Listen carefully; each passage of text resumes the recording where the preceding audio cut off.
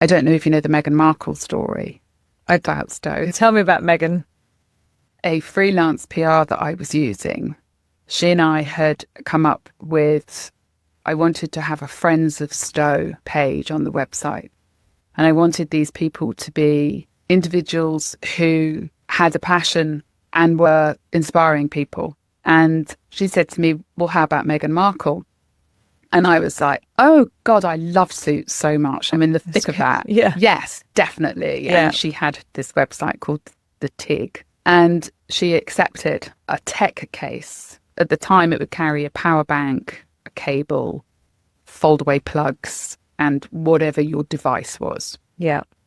And Meghan Markle came back and said, yes, I'd love to have one. That was great. She featured it on the TIG. You know, we saw a nice response. Thank you very much. And then it exploded because she was dating Prince Harry. So that was 2017. So Yeah. a pivotal moment for the brand. We ran out of stock, over a weekend, and I came in on a Monday morning and we'd sold out. And so we went into pre-order. They couldn't wait to get their hands on the orange tech case that Meghan Markle had. That's so fantastic, isn't it? It's really powerful, some of this marketing. You've just heard that story. A small brand, a simple tech case, a little feature on the TIG, and then suddenly a global tidal wave of demand the moment Meghan Markle was linked to Prince Harry. And that, right there, that is the Meghan effect. Not the tabloid's caricature, not the palace's silent panic, not the revisionist nonsense we hear years later, but the real, measurable, economic, cultural, unstoppable effect Meghan has whenever her name is attached to something. Today we're going to talk about what the British media never expected, what the royal family never planned for, and what Meghan herself never bragged about. Her influence was already powerful long before she married into the monarchy, and it only grew stronger afterwards. And the story you just heard is one of many. Because the Meghan effect isn't a trend. It isn't a one-off. It isn't even about consumerism alone. It's about transformative visibility. It's about what happens when someone who actually connects with people, not through titles, not through protocol, but through authenticity, steps into a global spotlight. Let's talk about it. The Meghan effect wasn't born in the palace. It existed long before the tech case story proves something the tabloids pretend not to know. Meghan Markle was already a brand, not because of wealth, not because of privilege, not because of royal proximity, but because she earned a loyal audience through her acting career on Suits, her humanitarian work, her speaking engagements, her thoughtful online presence via the TIG, her relatable lifestyle content, and her ability to make everyday items feel aspirational but accessible. That's why a single post from Meghan could move product for a small business overnight. She had influence before the British media even learned to spell Sussex. While some royals were still relying entirely on institution-managed PR, Meghan was building a modern digital community. That scared them, even back then. Because when someone has their own voice, their own platform, their own audience, they cannot be controlled. And that was the beginning of the tension. What happened when Meghan became a duchess? The influence exploded.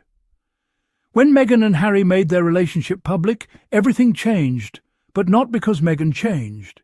It was because the world suddenly had access to her on a global scale. There are entire fashion houses today that will quietly admit Meghan drove more sales than any other royal at the time. More than Kate, more than Diana's later years, more than anyone. A handbag she wore, gone in minutes. A coat she touched, sold out globally. A charity cookbook she co-created. A bestseller that rebuilt an entire kitchen after tragedy. And here's the key. Meghan's influence didn't just move luxury goods. It moved purpose-driven projects. It moved social causes. It moved meaningful work. That's what critics don't want to talk about. Because when a royal woman's influence is reduced to what she wore, they can box her into something manageable. But Meghan's influence extended far beyond a wardrobe. It was social, it was cultural, it was humanitarian, it was digital, it was modern. And that was something the old guard simply didn't know how to handle. Why the Meghan effect threatened the palace. Let's be honest, the British monarchy runs on image, it runs on perception, it runs on tightly managed PR. So what happens when someone enters the firm who can speak on their own, can craft their own messaging, can launch global campaigns without the palace's permission, can attract young, diverse audiences, the monarchy desperately wants, can influence markets, companies, conversations, cultures instantly? That's not a duchess. That's a powerhouse. And the institution doesn't like power. It doesn't control. This is why the Meghan effect was quietly resented inside those palace walls. Not because Meghan did anything wrong, but because she represented a new era, one they weren't prepared for. A woman of colour, an American, a feminist, a woman who had already built an identity before the monarchy tried to assign her one. She was everything modern, and the monarchy is not. When the Meghan effect benefited Britain, they loved it. Here's the part nobody writes headlines about. Economists estimated that Meghan could bring in billions, yes, billions, in tourism, fashion, economic activity and global soft power visibility. And for a brief moment, they embraced it. She revived British brands. She spotlighted emerging designers. She brought new attention to charities in the UK.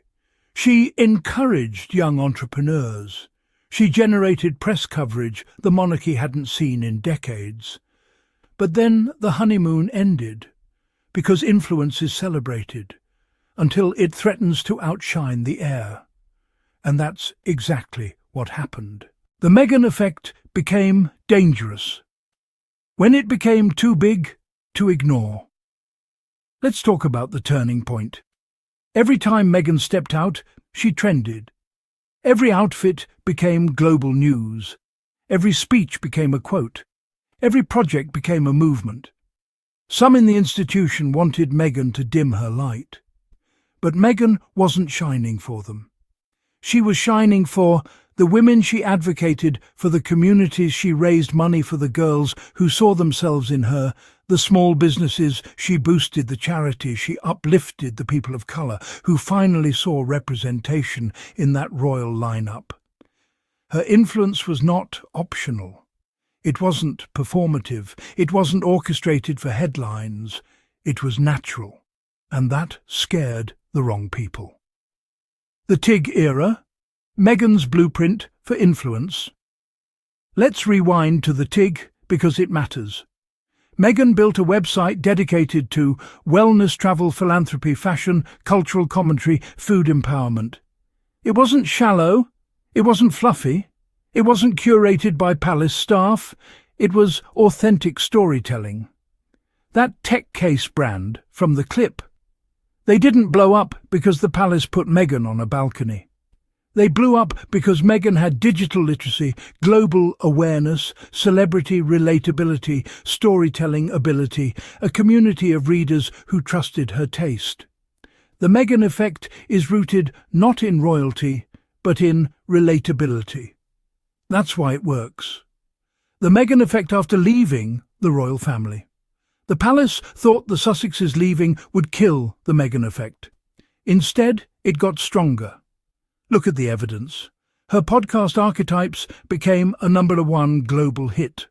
Her lifestyle brand, American Riviera Orchard, racked up hundreds of thousands of followers before launch. Her rosé sold out instantly. Every time she wears something today, it still sells out.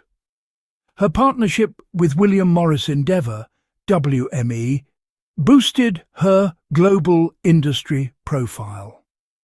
Businesses she casually visits still go viral. You can't cancel influence. You can't silence authenticity. You can't destroy connection. And that's what the British media never understood. They thought Meghan's power came from the Crown. But the truth is this: the Crown came to her. The influence was already there. What the Meghan effect really represents. Underneath the fashion, the headlines, the sales spikes, the Meghan effect is a symbol. It represents what happens when a woman refuses to shrink, when a woman stands in her power, when a woman uses her voice, when a woman uplifts others, when a woman builds a platform not for clout, but for purpose, when a woman speaks directly to people without needing a gatekeeper. And it terrifies institutions that rely on silence, obedience, or invisibility. Because Meghan is none of those things. She is visible, she is modern, she is connected, she is influential without trying. And she is unstoppable because her impact is rooted in sincerity, not strategy. Why the Meghan effect will outlast critics always fade. But influence stays. The same British tabloids that mocked Meghan still use her name to sell papers. The same commentators who said she was irrelevant can't stop talking about her. The same palace aides who insisted she wasn't a team player still follow her every move. Because deep down they know the truth. Meghan represents the future. And the future is always bigger than the people trying to hold it back. Years from now, people will forget the noise, the attacks, the racist undertones, the endless headlines. But they will remember the woman who modernized a centuries-old institution without even trying, connected with global audiences beyond royal boundaries, uplifted communities and small businesses, inspired young women to use their voices, built a modern brand rooted in compassion. That is the Meghan effect, and no amount of tabloid spin can erase it. Closing section. The story you heard at the beginning is only one example. There are thousands like it. A small brand, a little product, a single moment of visibility, and suddenly a life-changing surge of opportunity. That's the Meghan effect, the power of authenticity, the influence of representation, the impact of a woman who never asked for permission to shine. And the reason it continues isn't because Meghan tries to be influential. It's because she tries to be meaningful. The world responds to that. People feel that. Brands see that. Communities benefit from that.